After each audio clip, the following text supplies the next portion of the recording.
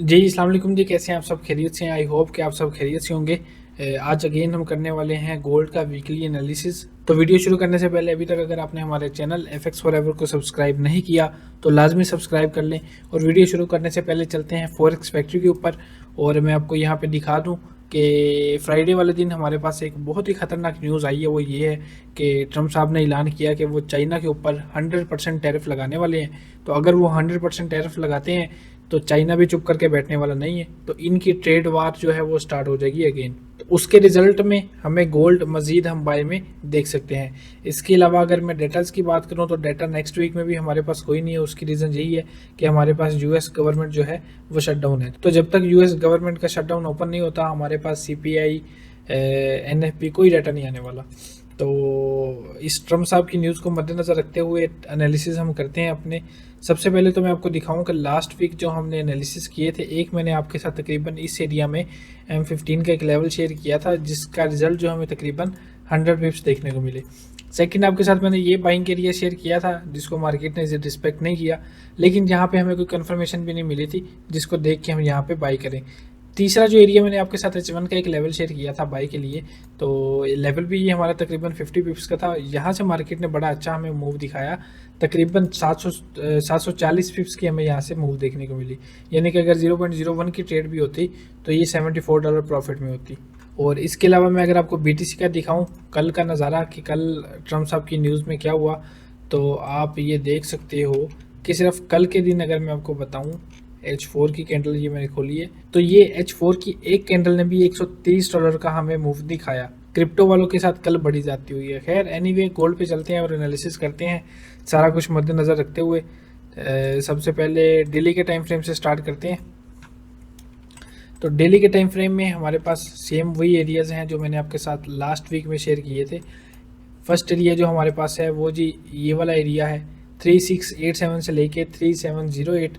और second area जो हमारे पास है वो है लास्ट सपोर्ट एरिया हमारा वो है 3628 से लेके 3645। इसके बाद H4 में चलते हैं और H4 में जो लेवल्स हैं वो भी आपके साथ शेयर करता हूँ। तो H4 वाले लेवल भी हमारे तकरीबन सेम रहेंगे, बल्कि एक तो एरिया हमारे पास ये वाला है H4 में बाई करने के लिए और सेकंड एरिया H4 में हमारे पास ये वाला है बाई करने के लिए। फर्स्ट एरिया हमारे पास है 3879 से लेके 3897 और सेकंड एरिया है 3781 से लेके 3790। इस एरिया को तो हम मार्क कर लेते हैं। इसकी अगर मैं आपके साथ वैल्यू शेयर करूं तो इसकी वैल्यू है 3727 से लेके 3718।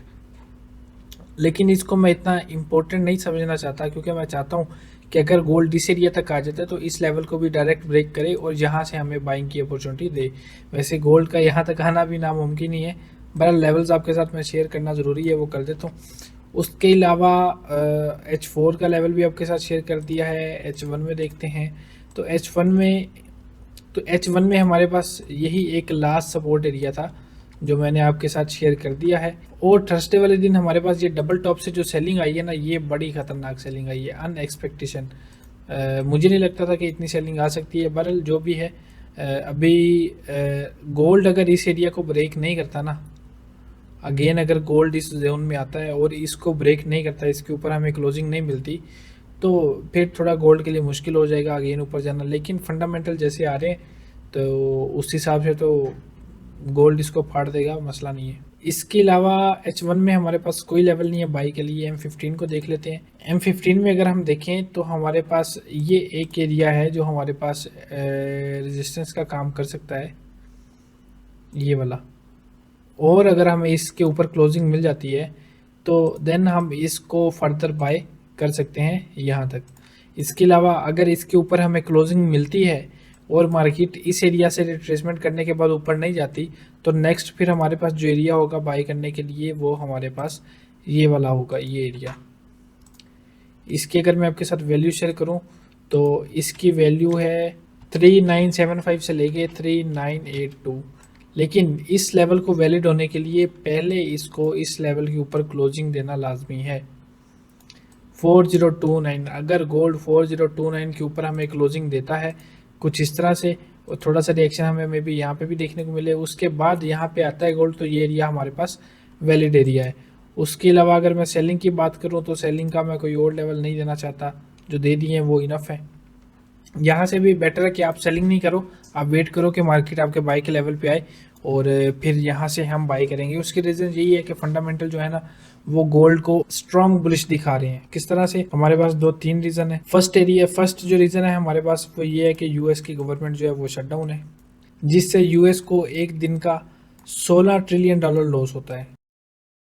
इसके अलावा सेकंड जो हमारे पास लेटेस्ट खबर है वो यही है कि ट्रम्प साहब ने बोला है कि वो चाइना पर 100% टैरिफ लगाएंगे।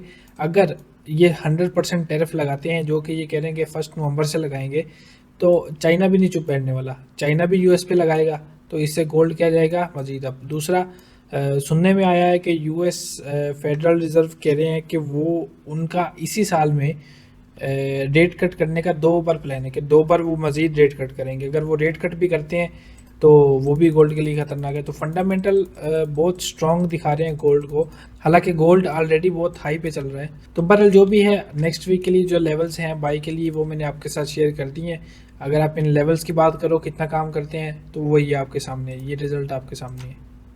वीडियो अच्छी लगी लाइक और शेयर ज़रूर करना, और अभी तक अगर आपने हमारे चैनल FX फॉरएवर को सब्सक्राइब नहीं किया तो लाजमी कर लेना। मिलते हैं नेक्स्ट वीडियो में, तब तक अल्लाह हाफिज़।